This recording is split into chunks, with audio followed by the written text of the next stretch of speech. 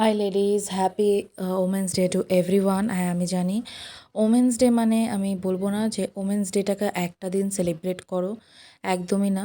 যেহেতু তুমি ওমেন, তোমাকে প্রতিদিন স্ট্রং থাকতে হবে এবং তোমাকে প্রতিদিন এই ক্রুয়াল দুনিয়ার সাথে লড়ে যেতে হবে।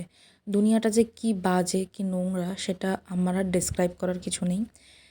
মেয়েদের তো সম্মান দেয় না বললেই চলে কেউ।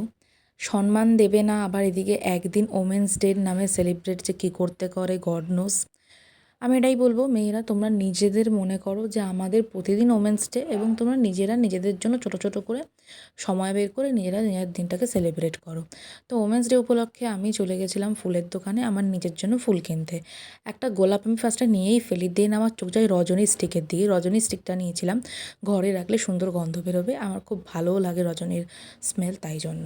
আর আরেকটা কথা হচ্ছে, আমরা মেয়েরা যদি আমরা হয়ে যাই, if we women's are pretend like we, তাহলে কিন্তু আমরা অনেক স্ট্রং হতে পারি, তাই না? আমরা যদি একটা মেয়েকে সাহায্য করি, অপর মেয়েকে সাহায্য করি, সে আরেকটা মেয়ে বা তার বান্ধবীকে সাহায্য করে বা রিলেটিভের মধ্যে কোনো মেয়েকে, তাহলে কিন্তু আমরা বেশি more strong and more powerful women তৈরি হই। কিন্তু না, আমাদের ওসব ভালো লাগে না। আমরা একটা মেয়ে অন্য মেয়ের শত্রু হই এবং একে অপরের নামে চুগলি করি, সে যেই হোক না কেন।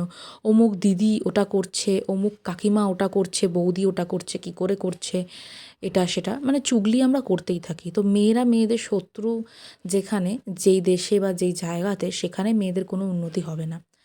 তো এসব চুগলিগুলো বন্ধ করে নিজের চরকায় যদি তেল দেন, তাহলে হয়তো নিজের জীবনটা ভালো হয়ে যাবে। তাই হ্যাপি ওমেন্স ডে বলে এমন কোনো আনন্দ পাওয়ার কিছু নেই, কারণ আমার জীবনে সমস্ত মহিলারাই আমাকে বাঁশ দিয়েছে পেছনে।